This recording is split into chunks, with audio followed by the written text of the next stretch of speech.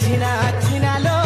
जिंदगी अधूरा देखी घूरी चेहरा आखी नहीं न झुमुरा देखी घूरी चेहरा आखी नहीं न झुमुरा मोर जाने जाना नाई करी देबू रे मना बची नहीं पारे तोर बिना नाई करी देबू रे मना बची नहीं